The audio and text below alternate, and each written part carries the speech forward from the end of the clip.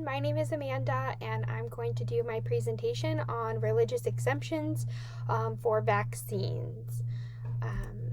So I advocate for religious freedom on vaccines in all 50 states, which is not currently the laws put in place as of today. The reasons I believe this are for mandatory vaccines go against your First Amendment right to freedom of religious beliefs. State laws do not supersede federal laws and or government. Non-discriminatory laws should apply to vaccines, which we do have in place, but is not recognized again across all 50 states. And then, then the question I would impose when thinking about these things are what stops government from making more regulations to religious exemptions. So my first thing is the First Amendment, which is clearly stated, in our Constitution, that the government cannot make laws to regulate an establishment of religion or what prohibits the free exercise of religion. So this is true in when America was founded, that the whole point of settlers coming to America was for financial and religious freedom, and religious freedom being one of the biggest things. In that, the ability to worship whoever you worship, to have the gods you have, and to practice that is nothing that the federal government should impede on. That's the basis of my argument of where I believe that the federal government does not have the right, as stated in your First Amendment, to tell you what you can and cannot do based on your religion. So my next one would be that state law does not supersede federal law. So currently we have 5 states that rule for religious exemptions on vaccines. California being one of those. Massachusetts, I believe, was the one that started this, change in law and this flip in law.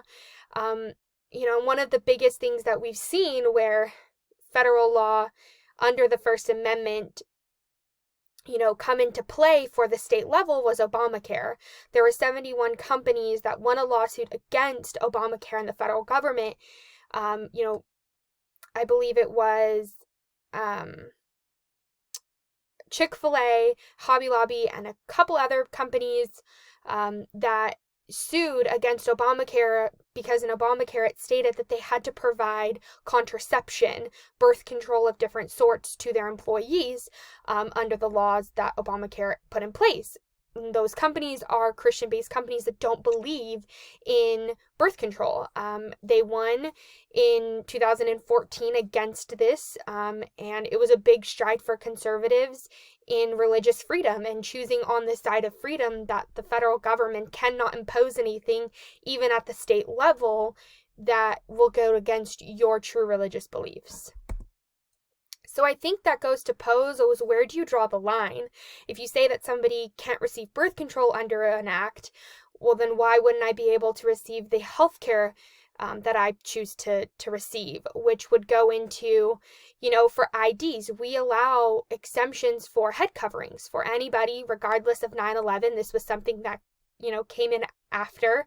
It was before, but more laws came in after of certain regulations, which was just that you had to show your face and your ears. Everything else, as long as it didn't cast a shadow, was totally fine.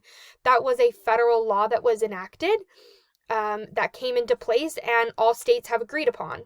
And I think then it goes down to non-discriminatory laws. Requiring vaccines to work somewhere then would discriminate against somebody's religious beliefs. It's starting to draw those lines in the sand of what is okay and what is not okay.